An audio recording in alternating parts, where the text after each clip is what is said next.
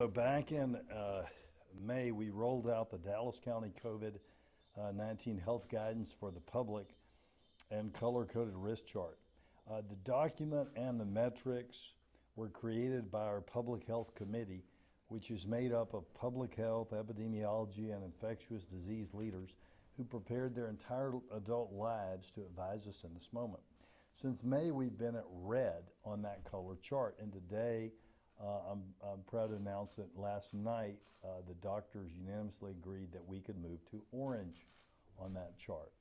Red is extreme risk and orange is moderate risk. Now this achievement is due to what you as a community have done.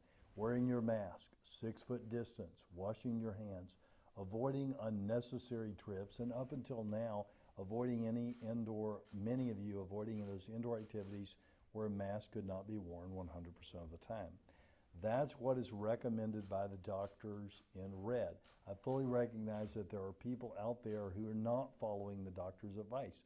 But for many, many people, they want to know not what is legal, but what do the doctors say is safe.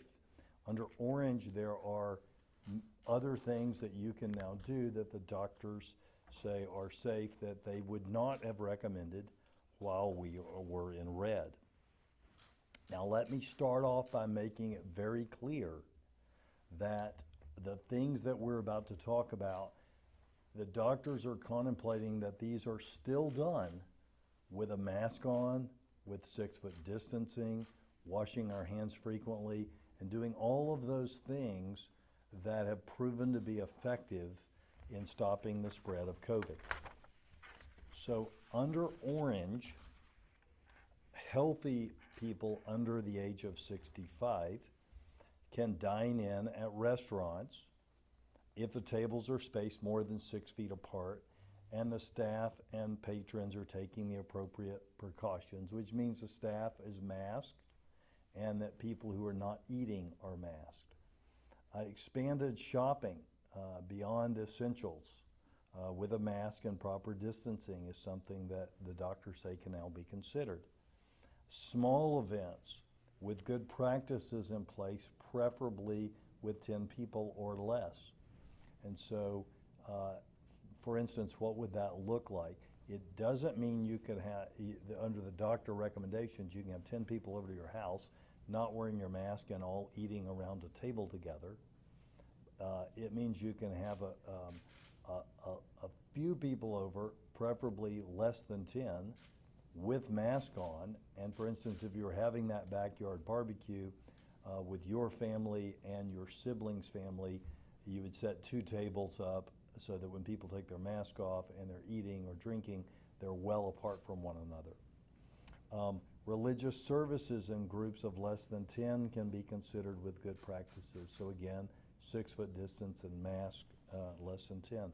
Movies can be considered if the occupancy is at 25% or less in that theater. And that may be difficult to do because I think in Texas the governor has an occupancy level that's higher than that, but I don't know how many people are going to the movies.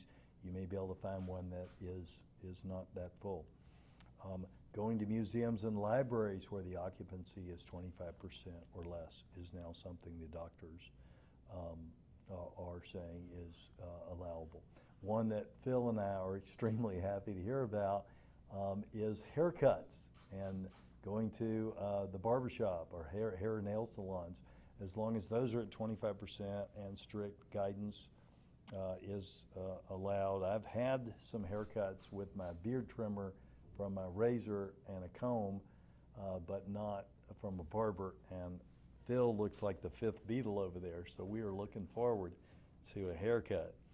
All right, swimming pools with the use of lanes or plenty of space can be considered. Individual sports like golf and running are fine with safe distancing and no shared equipment. Small group, non-contact sports like tennis, are okay under orange. Bowling can be considered with strict physical distancing and masking. Our medical and public health experts have also advised that as we move to orange, Our schools can now prioritize and open in person for our younger learners, such as pre-K through the 2nd grade. Our special education students and any other students at risk, such as students without access to the internet or remote devices, students who need to come in for a placement test of some type. If space allows, schools can welcome back students in grades 3 through 5 as well under the doctor recommendations. However, the doctors strongly discourage in-person learning at this time for grades 6 through 12 until we reach yellow or green. Now, here's a few other, and the doctors have highlighted this because this is extremely important, a few other things that our residents need to know. Residents and businesses should continue to be disciplined and follow and encourage and enforce the 3 W's. Wear a mask, wash your hands, and watch your distance, or it's the 3 M's in Spanish. If you have been delaying medical care, now is a good time for you to talk to your provider, your doctor, about getting that medical care and work with your doctor to make those decisions. It's now a good time for you to get your flu shot. And so Dr. Wong's going to talk more about that when he comes up. Now, for high-risk individuals, that's anybody over 65 or anybody with an underlying condition that does poorly with COVID, which includes diabetes and obesity, or high blood pressure, heart condition, lung conditions. These are folks who do poorly when they get COVID. If you're in that group, you need to continue exercising extreme caution. You're basically still in the red as we try to move down from orange into yellow by making good choices. But you're still in the place where you were if you're following the doctor's advice. Now, we ask our residents to avoid high-risk activities still. And this again from the doctor groups. This would be large gatherings with people with over 10 people, including family events. This would be any gyms, movie theaters, or indoor settings that are over 25% occupied, and any type of team sports, because there's just no way to do that without breathing all over each other. The committee's message is this is a marathon, and to stay in orange and eventually move to yellow, we all need, all of us, all of Dallas County, and really all of North Texas and our businesses, to continue to follow public health recommendations for masking, physical distancing, and hand hygiene, along with avoiding high-risk situations. Now, we're also entering a holiday weekend. We've had 2 events here in Dallas County that have shot up COVID: Easter Passover and Memorial Day. 10 days after each of those events, we saw a huge increase in COVID. In fact, it's taken us 3 months since Memorial Day to get back to where we were the week before Memorial Day on the average number of daily cases. We did a great job, and what I mean is you, not me, but you did a great job on July 4th in wearing your mask and not going out to big stranger celebrations and big group celebrations. We didn't see that spike on July 4th. We've got to have another holiday this weekend. Like Labor Day has to be like July 4th was, not like Memorial Day. If we let our guard down this weekend and do things other than what's on this list, which also you can find at dallascountycovid.org. It'll be on there for your family to download it and look at it. If you go beyond that for this weekend, then we're going to see a big spike 10 days after that, and we might end up back in the red. So let's please keep those gatherings small, keep that mask on, and that distance for this weekend. It would take us until, say, Thanksgiving, if we screw this up for the weekend, to get back to a safe level. And we want to be going into Thanksgiving in an even better place than we are now. And I'll say this, if we can get schools right, if we don't mess up the way we open schools, and we don't mess up this weekend, I can see us moving down it's up to the doctors, but to meet their metrics that Phil will talk more about in a moment, we can get to yellow and we can get to green, and we may be able to get there this fall if we don't there's 3 ways we can derail this. We can have a change in masking and bar policy where that would spike up the COVIDs, and that's not up to us, that's up to the governor.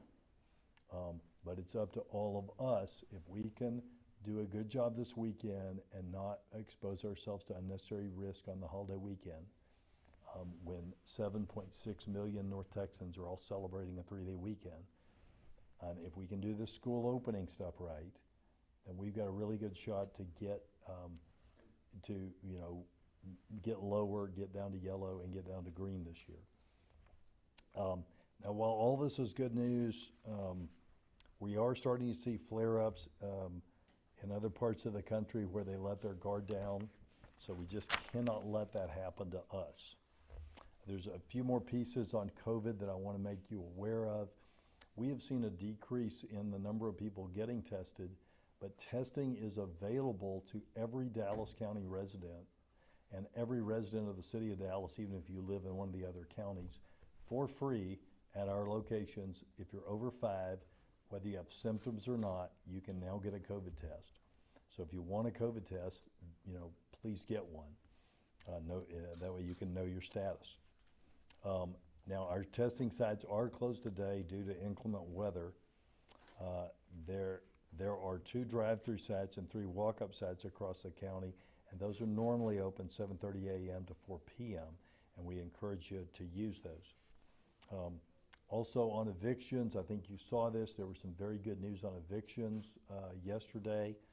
The CDC released an order halting evictions nationwide. We will quickly follow that here. It applies to individual renters who do not expect to earn more than $99,000 or a family at $198,000 for joint filers. There are certain things that you need to do. By the way, if you didn't report any income because you didn't make enough to file income tax or whatever, but you got a stimulus check, you're covered in that as well. But renters must indicate on a required declaration form that we'll make available on our website for you that they cannot afford to pay their rent in full, and that if evicted, they would become homeless or forced to move to some sort of congregate housing, like a shelter. Renters must also be able to prove that they made an effort to receive government assistance and they could not afford rent. And this will take effect on Friday through the end of the year, December 31 of 2020. Also yesterday, 2 other things that are worthy of note for you. The Commissioner's Court approved their portion of the 10 new directions for public safety and community change. This is the culmination of work between community groups interested in policing reform, city managers, and the county administrator, Darrell Martin, who moderated and led those discussions. You're going to see investment from our cities and our county in the millions and millions of dollars in doing things that increase the budget of helping people who are normally right now interfacing with the police. So a lot of money going into helping departments create teams of mental health care professionals that answer calls for mental health distress as opposed to the police. Money going into finishing out centers for homeless youth to divert them from situations where they would have interactions with the police. And a lot of effort going into rewriting policies on a department by department level to modernize and have duties to intervene and modernize deadly force and other policies.